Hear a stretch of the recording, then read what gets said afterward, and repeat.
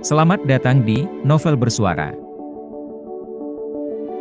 Sebuah cerita yang berjudul Mencari Gadis Penyelamatku.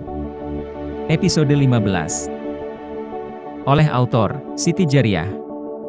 Dengan Adek Siska sebagai pengisi suara. Selamat mendengarkan. Akhirnya, Raihan POV. Hari ini, pagi-pagi sekali aku pergi ke kantor. Gimana Ren?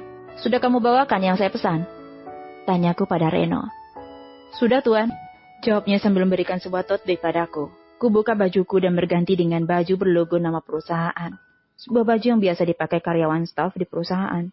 Tak lupa kacamata, kumis palsu, masker, dan topi yang ada di dalam tote bag itu aku kenakan. Ren, bagaimana dengan staf Eliza itu? Semuanya sudah saya atur Tuan. Staf bernama Edi itu dengan senang hati mengikuti perintah saya untuk cuti. Terima kasih Ren, ucapku. Sama-sama Tuan, aku pun berjalan menuju ke ruang Eliza. Saat sampai di sana, kulihat gadis itu sedang duduk di ruangannya dengan termenung. Aku pun mendatanginya dan perkenalkan diriku sebagai Abdul. Aku gugup karena hampir saja dia mengenali suaraku. Tapi keberuntungan ada di pihakku karena ingatannya tak setajam silet. Lucu dan menggemaskan. Ingin rasanya kucubit pipi gadis itu yang menjawab ucapanku dengan polos. Aku pun membalas menggodanya, hingga membuat ia tersedak meskipun tidak sedang makan ataupun minum. Eliza mengajakku pabrik yang berada tidak jauh dari perusahaanku. Aku begitu gugup dan jantungku berdegup tak beraturan ketika ia berada di boncenganku. Sampai di pabrik, kami menghampiri Randy, kepala divisi pemasaran. Dia tidak suka padaku yang berada dekat Eliza. Dia menarik lenganku dan berbisik agar aku tidak terlalu dekat dengan Eliza. Ingin rasanya ku balas kepala divisi pemasaran itu. Kami pun memeriksa barang yang akan dikirim sampai tak terasa sudah memasuki waktu istirahat. Gimana Eliza? Sudah dicek semua barang-barangnya? Tanya Randy yang menghampiri kami. Sudah Pak, semua sudah siap kirim. Jawab Eliza sedangkan aku hanya diam berada di samping Eliza. Lagi-lagi mendapat tatapan sinis dari Randy. Baiklah Eliza, berhubung sudah jam istirahat, gimana kalau makan siang denganku? Ajak Randy pada Eliza. Tidak jelas ketertarikan Randy pada Eliza membuatku merasa tidak senang. Maaf Pak, saya tidak bisa. Jawaban Eliza. Ayolah Eliza, tiap kali saya ngajak kamu makan bareng, kamu selalu gak bisa. Randy masih membujuk Eliza. Maaf Pak, saya sudah ada janji. Permisi Pak, ayo Mas Abdul. Tolak Eliza lagi dan mengajakku pergi. Sampai di parkiran. Mbak Eliza memangnya ada janji ya? Tanyaku sambil mengambil sepeda motor metiknya. Iya, ada janji, bahkan wajib hadir lagi. Harusnya Mas Abdul juga begitu. Ucapnya padaku membuatku bingung. Apa maksudnya? Maksud Mbak Eliza? Tanyaku heran dan seketika aku mendengar suara alunan azan zuhur berkumandang. Tuh, suara azan.